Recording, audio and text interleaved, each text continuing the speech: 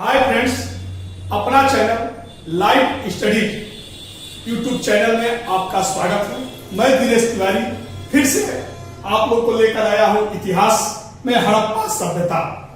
तो जैसा कि हम लोग पहले चैनल में वीडियो में पाषाण काल के बारे में पढ़ा था, लेकिन आप लोगों को क्वेश्चंस यहां से हड़प्पा सभ्यता से ही पूछना शुरू करता है।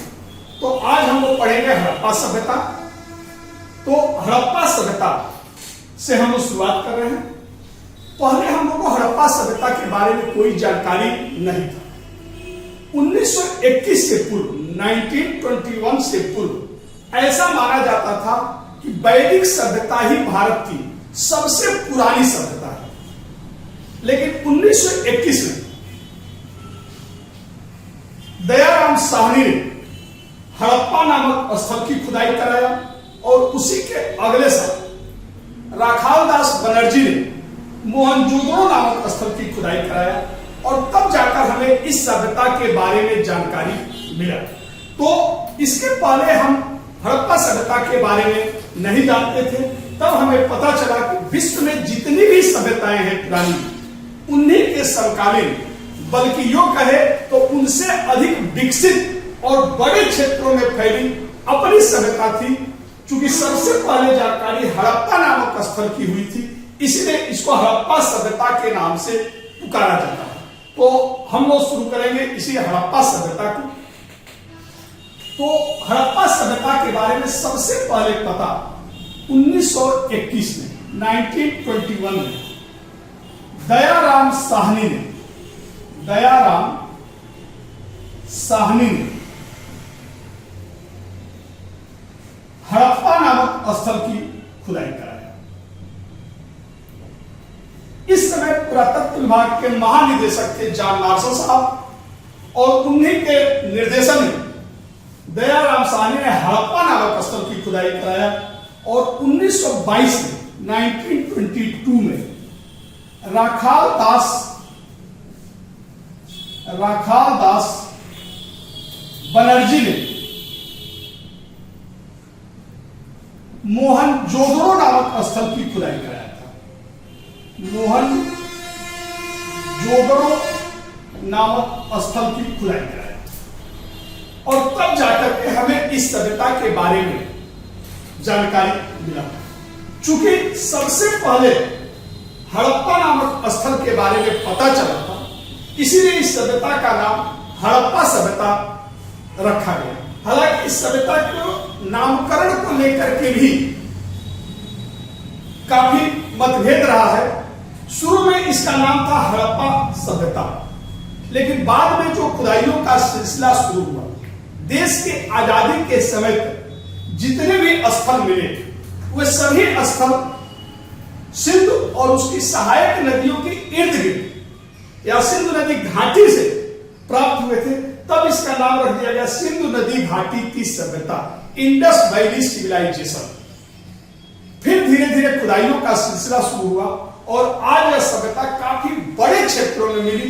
अब यह सभ्यता केवल सिंधु नदी घाटी के दायरे में सीमित नहीं रही, काफी बड़े भूभाग में मिली। तब हड़प्पा सभ्यता, तब सिंधु नदी घाटी सभ्यता का नाम अनुप्रयुक्त हो गया, क्योंकि सिंधु नदी घाटी सभ्यता का नाम देने से यह आभास होता है कि यह सभ्यता केवल सिंधु नदी के इर्द गिर्द ही फैली थी। चूंकि काफी बड़े भूभाग में मिली और पुरातत्व का नियम होता है कि जहां पर किसी स्थल की सबसे पहले जानकारी मिलती है और बाद में जितने भी स्थल मिलते हैं तो पहले वाले स्थल के आधार पर उसका नामकरण कर दिया जाता है। तो चूंकि सबसे पहले हड़प्पा सभ्यता की जानकारी हड़प्पा से मिली थी, इसलिए इसका सबसे उपयुक्त नामकरण हड़प्पा सभ्यता ही होगा। यह सभ्यता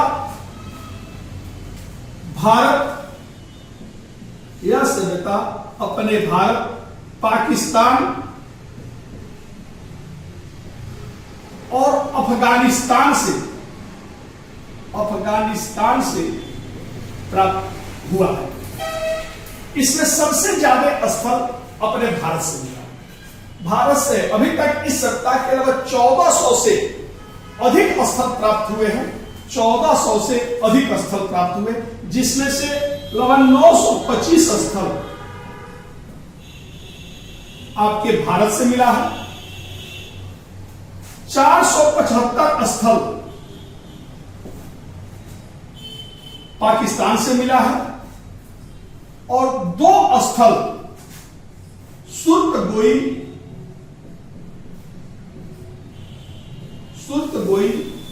तथा मुंडिगाक से प्राप्त हुआ। यानी इस सभ्यता के साक्ष्य भारत, पाकिस्तान और अफगानिस्तान से मिला है। और अब तो जो नई नई खुदाइयां हो रही हैं, इस सभ्यता के साक्ष्य अब ईरान तक पहुंच गया है।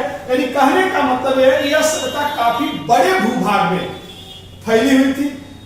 तो सबसे ज्यादा स्थल इस सभ्यता का भारत से मिला है और भारत में भी सबसे अधिक स्थल गुजरात प्रांत से मिला है।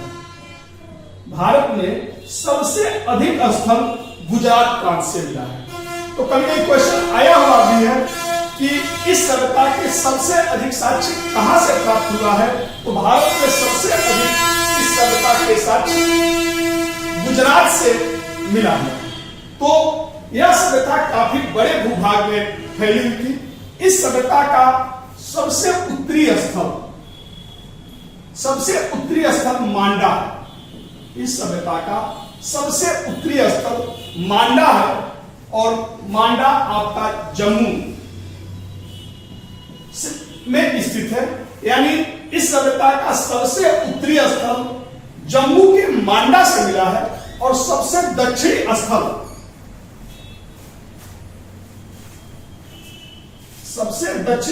दैमाबाद है। और यह दैमाबाद महाराष्ट्र के अहमदनगर जिले में स्थित है। अहमदनगर जिले में स्थित है। इसका सबसे पश्चिमी स्थल सुतकांगेन डोर, इसका सबसे पश्चिमी स्थल सुतकांगेन डोर से मिला है, जो पाकिस्तान के बलूचिस्तान प्रांत से प्राप्त हुआ है। पाकिस्तान के बलूचिस्तान से प्राप्त हुआ है। और सबसे पूर्वी स्थल आलमगीरपुर है।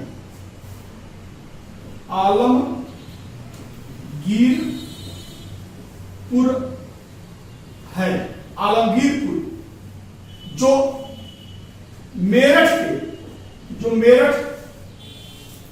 उत्तर प्रदेश में स्थित है।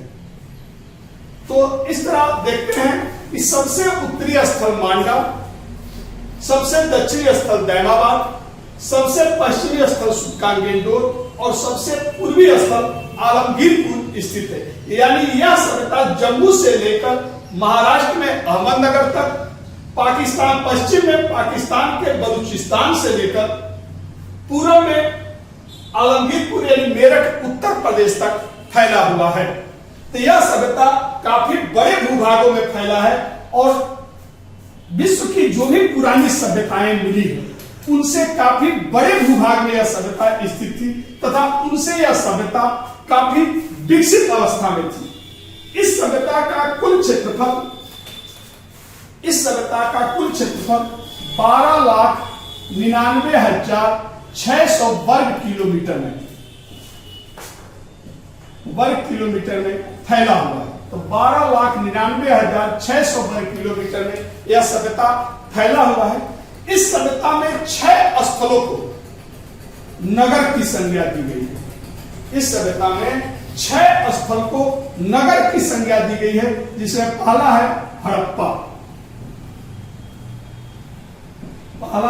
हड़प्पा, दूसरा है मोहनजोदड़ो, तीसरा है कालीबंगा, चौथा है लोथल, पांचवा है बनवाली और छठा स्थल है चनहुदड़ो। चनहुदरो। तो इस सभ्यता में 6 स्थलों को नगर की संज्ञा दी गई है: हड़प्पा, मोहनजोदड़ो, कालीबंगा, लोथल, बनवाली और चनहुदरो। इनमें से हम लोग एक एक सभ्यता का पहले जिक्र कर ले, एक एक स्थलों का जिक्र कर ले, जिसमें पहला स्थल है हड़प्पा। तो हड़प्पा, तो जैसा कि मैं शुरू में ही बताया था कि हड़प्पा की खोज 1921 में 1921 में दयाराम साहनी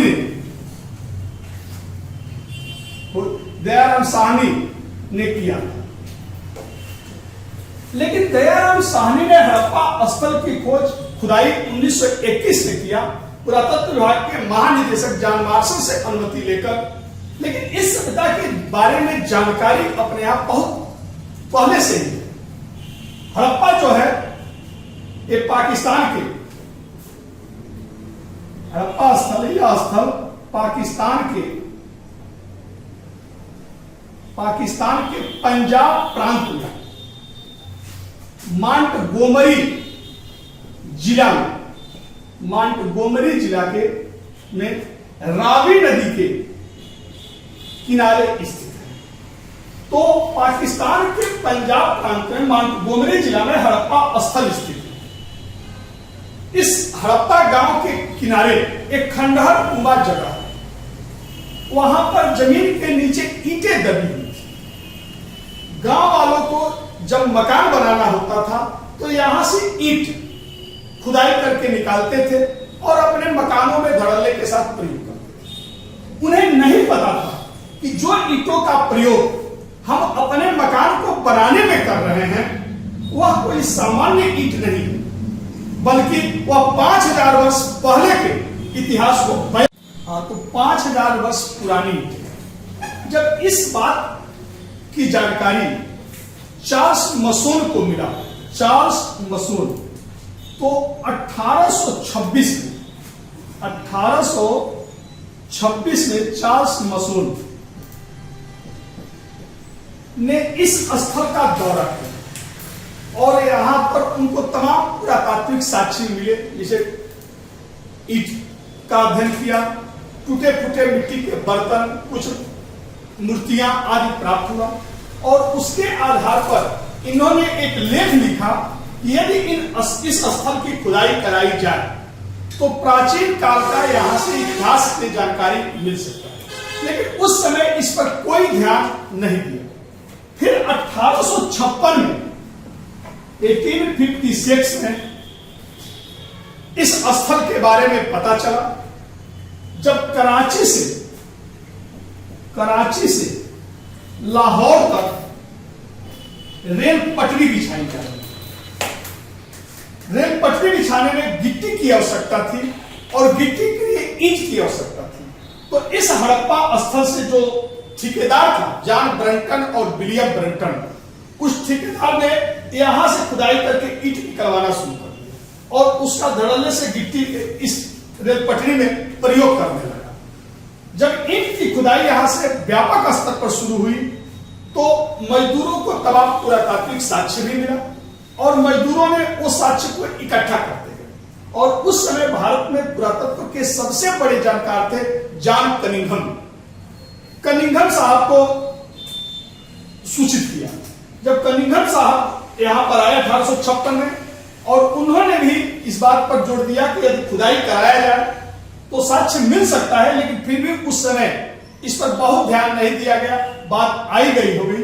पहली बार इसके महत्व का आकलन दयाराम साहनी साहब ने किया और इन्होंने जॉन मार्शल के निर्देशन में 1921 में यहां से खुदाई कराई। हड़प्पा जो स्थल है यहां से 2 टीले मिले हैं, एक पश्चिमी टीला और एक पूर्वी टीला। पश्चिमी टीले को दुर्ग टीला कहा गया और पूर्वी टीले को निचला नगर की संज्ञा दी गई, क्योंकि दुर्ग टीला जो है एक ऊंचे चबूतरे पर बनाया गया है, जबकि नगर टीला जो है वह धरातल पर बना हुआ है। इसलिए दुर्ग ऊंचा है और नगर नीचे है, इसलिए इसका नाम दे दिया गया निचला नगर। तो यहां से दो टीले मिले हैं, दुर्ग टीला और नगर टीला। दुर्ग टीले को सुरक्षा प्राचीर से यानी चार दीवारी से घेरा गया है। इसमें जगह जगह तोरण और बुर्ज बनाए गए हैं। इसकी सुरक्षा का पूर्ण प्रबंध किया गया है। लेकिन हड़प्पा स्थल से बहुत कुछ साक्ष्य नहीं मिल पाया है, क्योंकि ईंट चोरों ने इस स्थल की से ईंट निकाल लिया था, इसलिए इसके पुरातात्विक साक्ष्य नष्ट हो गया था। इसलिए हड़प्पा से बहुत अधिक पुरातात्विक जानकारी नहीं मिल पाती है। लेकिन इसी दुर्ग टीले के उत्तर दिशा में एक यफ टीला प्राप्त हुआ है। यफ टीला मिला है जहां से 12 अन्नागार, 18 वृत्ताकार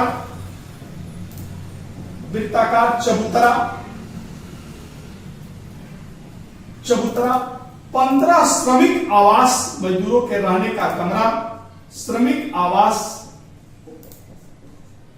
आदि प्राप्त हुआ है, जिससे पता चलता है कि उस समय यहां पर प्रशासक वर्ग रहता होगा और कर के रूप में अनाज लिया जाता होगा। किसानों से अनाज टैक्स के रूप में लिया जाता होगा। रावी नदी के माध्यम से जहां पानी के नाव से वह अनाज यहां लाया जाता था। फिर उस अनाज को ये श्रमिक उतारते होंगे और वृत्ताकार चबूतरे में उसको साफ करते होंगे और फिर इस अन्नागार में जमा कर देते होंगे। जब आवश्यकता होगी तो दुर्ग से अनाज, यफ टीला से अनाज दुर्ग में लाया जाता हो। तो यहां से आपके दुर्ग और नगर टीला का साक्ष्य मिला है। दूसरा स्थल है आपका मोहनजोदड़ो।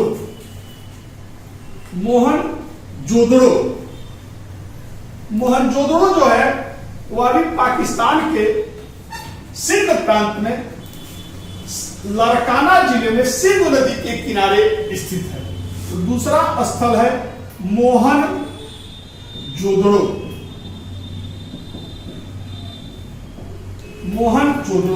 यह पाकिस्तान के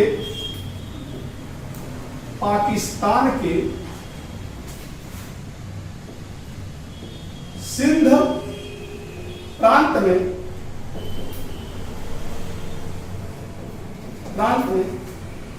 सिंधु नदी के किनारे स्थित है। सिंधु नदी के किनारे स्थित है। इसकी खोज या इसकी खुदाई 1922 में राखाल दास बनर्जी ने किया था। राखाल दास बनर्जी ने किया था।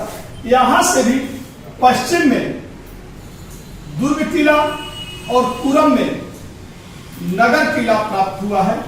इसको भी निचला नगर भी कहा जाता है। दुर्ग टीले को यहां पर भी सुरक्षा प्राचीर से घेरा गया है। जगह जगह दुर्ग में प्रवेश के लिए प्रवेश द्वार यानी तोरण और बुर्ज बने हुए हैं। चूंकि मोहनजोदड़ो से ईंट चोरी नहीं हुआ था, इसलिए यहां से साक्ष्य प्राप्त हुए हैं। दुर्ग टीले से महत्वपूर्ण साक्ष्य में बृहद स्नानागार, अन्नागार, सभा भवन और पुरोहित आवास का साक्ष्य दिया। पुरोहित आवास का साक्ष्य प्राप्त हुआ। बृहद स्नानागार जो है वह दुर्ग के मध्य में स्थित है। इस बृहद स्नानागार के चारों तरफ बारामदे हैं। उस बारामदे के पास 8 स्नान कक्ष है। बीच में स्नान कुंड है। दक्षिण पूरब के एक कमरे में कुआं। इससे पता चलता है कि इस स्नान कुंड में पानी कुएं से भरा जाता था और यहीं से एक नालियां भी बनी है। दुर्ग के स्नान कुंड का पानी जब खराब हो जाता था तो नाली से इस गंदे पानी को निकाल दिया जाता था और कुआं से फ्रेश पानी को भर दिया जाता था। और इसका प्रयोग सार्वजनिक महत्व का यह स्थल है। इसका प्रयोग धार्मिक पर्वों पर किया जाता होगा। यहां पर लोग स्नान करते हैं। जॉन मार्शल ने इस बृहद स्नानागार को तत्कालीन विश्व का आश्चर्यजनक निर्माण बताया था। यह सबसे महत्वपूर्ण सार्वजनिक इमारत थी। अन्नागार जो है, अन्नागार जिसमें अनाज रखा जाता था, और यह मोहनजोदड़ो की सबसे बड़ी सार्वजनिक इमारत थी। सभा भवन 20 स्तंभों पर टिका हुआ एक भवन था। साथ में एक पुरोहित आवास का साक्ष्य भी यहां से प्राप्त हुआ है। नगर में सड़कें एक दूसरे को समकोण पर काटती थी, एक दूसरे को समकोण पर काटती थी, जिसके कारण नगर जो थे कई वर्गाकार वर्गों में विभक्त हो गया था। नगर दुर्ग के में कई खंडों में विभाजित, वर्गाकार खंडों में विभाजित हो गया था, और सड़क के दोनों किनारों पर नालियां बनी थी। नालियों को पत्थर के पट्टिकाओं से या शिलापट से ढका गया था। मकान का गंदा पानी गली के नाली में आता था, और गली का नाली का गंदा पानी मेन सड़क की नाली में आता था, और यहां से पानी बाहर चला जाता था। इससे पता चलता है कि यह एक सुनियोजित नगरीय योजना हड़प्पा सभ्यता में प्रचलित थी, और यहां पर नगर पालिका जैसा कोई संगठन रहा होगा जो मकानों के लिए पहले नक्शा पास करता था, तब जाकर ये मकान बनाए जाते थे। साफ सफाई का उचित प्रबंध देखने को मिलता था। इतना सुनियोजित नगरीय योजना उस समय के समकालीन किसी भी सभ्यता में नहीं मिलती है, और यह सुनियोजित नगरीय योजना आज के लिए भी एक आश्चर्य की बात लगती है। इसके अलावा मोहनजोदड़ो से और भी बहुत सारे साक्ष्य मिले हैं, जैसे यहां से कांस्य धातु की नर्तकी की मूर्ति मिली है, नर्तकी की मूर्ति मिली है। नर्तकी की मूर्ति प्राप्त हुई है। यहां से पशुपति शिव की मोहर भी मिली है, मोहर मिली है।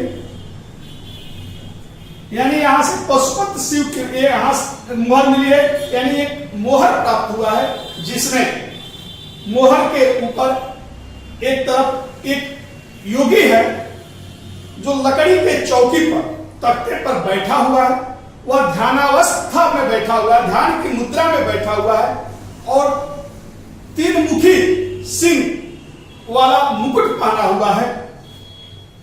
उस जोगी के दाहिने तरफ बाघ और हाथी। क्वेश्चन अक्सर आ जाता है कि पशुपति शिव के मोहर के दाहिने तरफ 3 पशुओं का चित्र है, तो दाहिने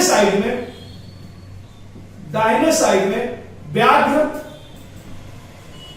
और हाथी का चित्र बना है, तथा बाएं साइड में दाहिने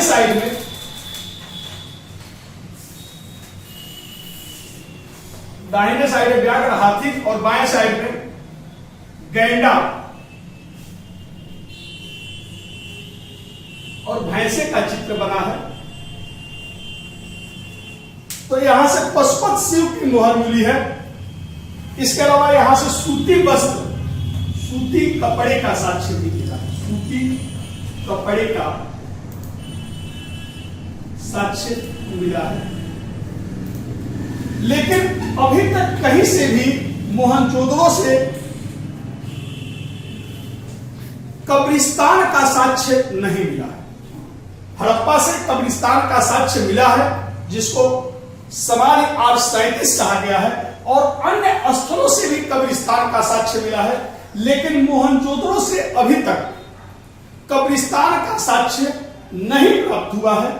इसी तरह तीसरा स्थल है कालीबंगा। कालीबंगा का शाब्दिक अर्थ होता है काले रंग की चूड़िया। कालीबंगा का शाब्दिक अर्थ होता है काले रंग की चूड़िया। तो तीसरा स्थल है कालीबंगा। जिसका शाब्दिक अर्थ है काले रंग की चूड़ियां। यह स्थल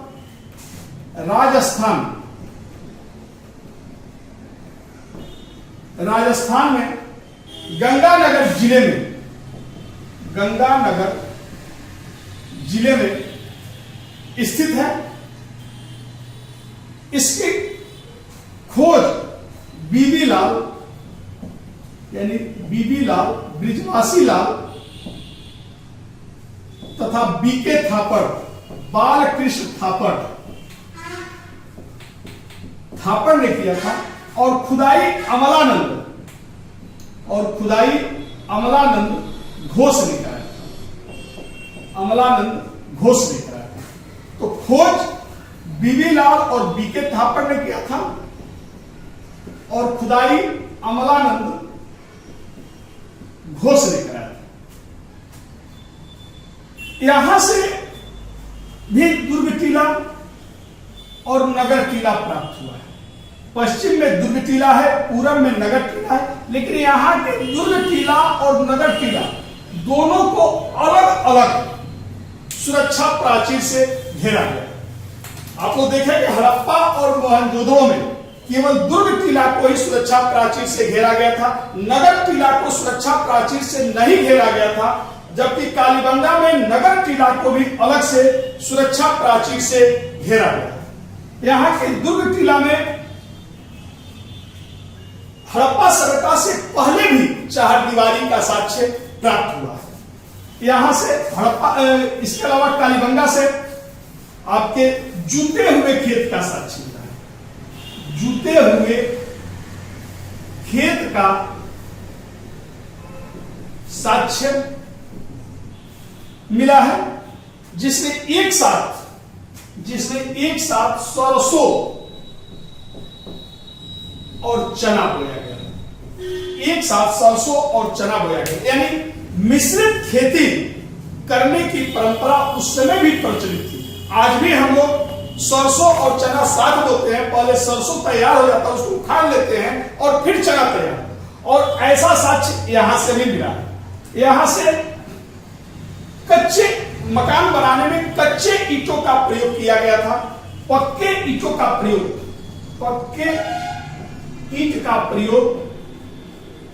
का प्रयोग नाली और कुएं बनवाने में किया जाता, यानी पक्के ईंट यहां के लिए कीमती चीज था, वहीं पर इसका प्रयोग किया जाता था जहां पर पक्के ईंट की सख्त आवश्यकता थी। इसके अलावा यहां से अग्निकुंड या अग्नि वेदिका का साक्ष्य भी प्राप्त हुआ है, यानी संभवतः यहां पर लोग यज्ञोपासना करते थे। चौथा स्थल है लोथल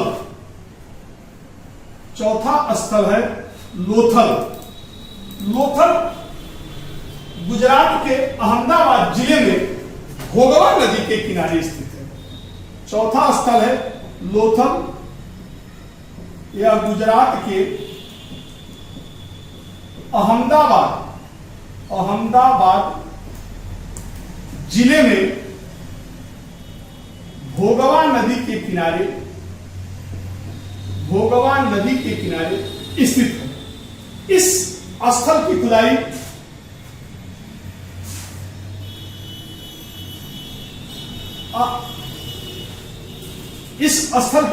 आरएस राव ने किया था।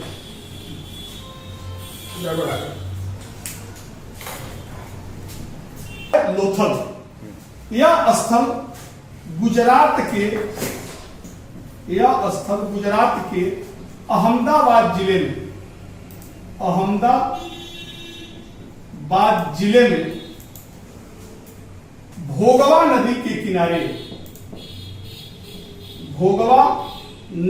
किनारे स्थित है। इसकी खुदाई रंगनाथ राव ने कराया था। यहां से दुर्ग और नगर टीला दुर्ग और नगर टीला एक ही सुरक्षा प्राचीर से घेरा गया है। यानी हड़प्पा सभ्यता की एक सामान्य विशेषता है कि दुर्ग पश्चिम दिशा में होते थे, नगर पूरब दिशा में होते थे। तो यहाँ के दुर्ग और नगर दोनों एक ही सुरक्षा प्राचीर से घेरा गया है। यहाँ से का सबसे महत्वपूर्ण साक्ष्य है कि यहां से गोदीवाड़ा यानी बंदरगाह का साक्ष्य मिला, बंदरगाह का साक्ष्य मिला है। तो इसका सबसे अक्सर एक क्वेश्चन आता है कि गोदीवाड़ा का साक्ष्य कहां से मिला है, तो लोथल से गोदीवाड़ा या बंदरगाह का साक्ष्य मिला है, यानी यह बंदरगाही स्थल है। और यहां से फारस की मोहरे प्राप्त हुआ है, फारस की मोहर मिला हुआ है जिस पर दो मुहा राक्षस का चित्र बना हुआ है। यहां से धान की खेती का साक्ष्य भी प्राप्त हुआ है। अभी तक यह माना जाता था कि हड़प्पावासी धान की खेती से अपरिचित थे, लेकिन लोथल से धान की खेती का साक्ष्य मिला है और रंगपुर से धान की भूसी का ढेर मिला है। इससे पता चलता है कि हड़प्पावासी धान की खेती से भी परिचित थे। यहां से मन के निर्माण का कारखाना भी मिला है, कारखाना। यहां से मन के निर्माण का कारखाना प्राप्त हुआ है, यानी पत्थरों को गोल बनाया जाता था और उसको छिद्र कर दिया जाता था और उसको संभवतः एक गुड़िया की माला बनाने में उन मनकों का प्रयोग किया जाता था। तो यहां से मन के निर्माण का कारखाना मिला है। तो लोथल एक बहुत महत्वपूर्ण स्थल था।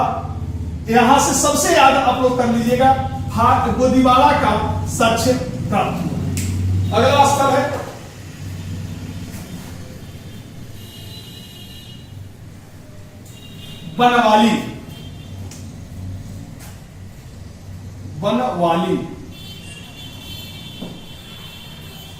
बनवाली जो है पांचवा स्थल है।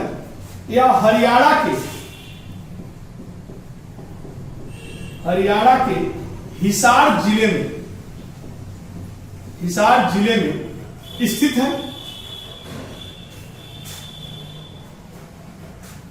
हरियाणा के हिसार जिले में स्थित है।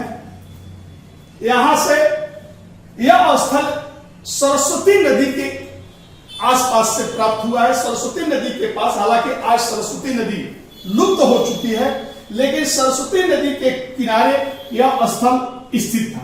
यहां पर भी मकान जो थे कच्चे ईंटों से बनाए गए थे, मकान कच्चे ईंटों से बनाए गए थे। और यहां की सबसे महत्वपूर्ण विशेषता है कि यहां बाजरा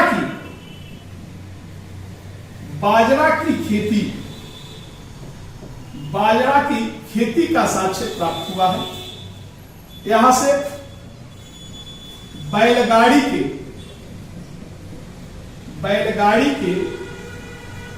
पहिए का निशान मिला,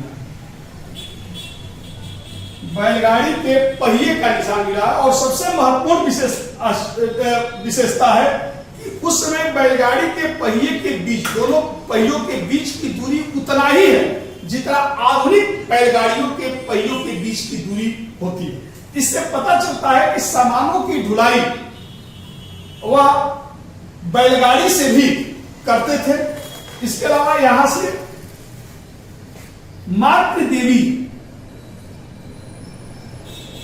देवी की मृण मूर्ति भी प्राप्त हुई, यानी यहां से स्त्री की मिट्टी की बनी हुई मूर्तियां मिली। और छठा स्थल है, छह स्थलों को नगर की संज्ञा दी गई है, तो ये छठवा का ही। छठवा स्थल है चनहुदड़ो।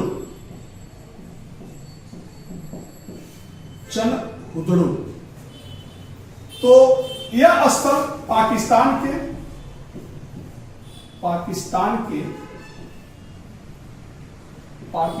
के सिंध प्रांत में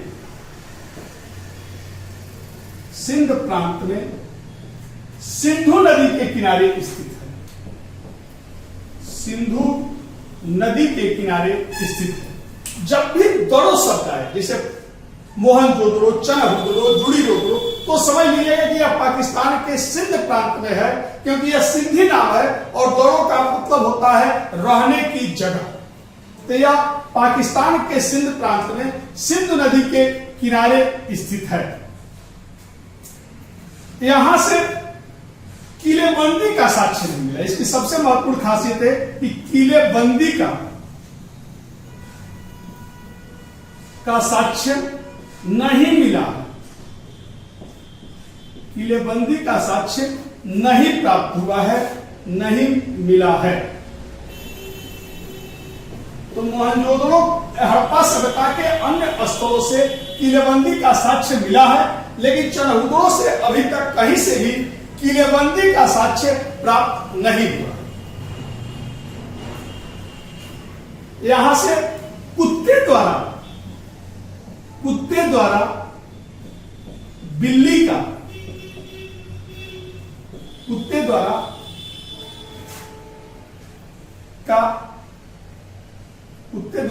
का पीछा करते हुए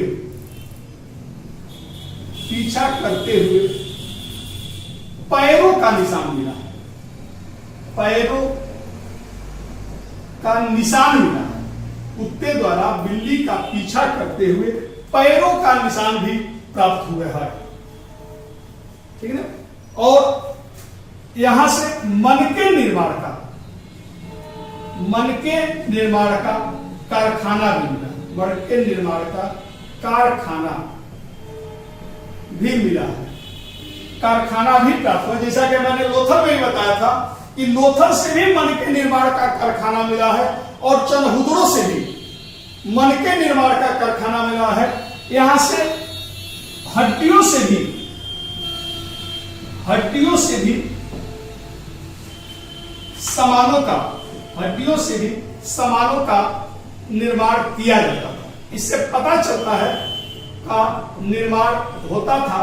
इससे पता चलता है कि यहां के लोग कुशल कारीगर थे और हड्डियों से सामानों का निर्माण होता था, जिससे पता चलता है कुशल कारीगर थे। यहां से सौंदर्य प्रसाधन में लिपस्टिक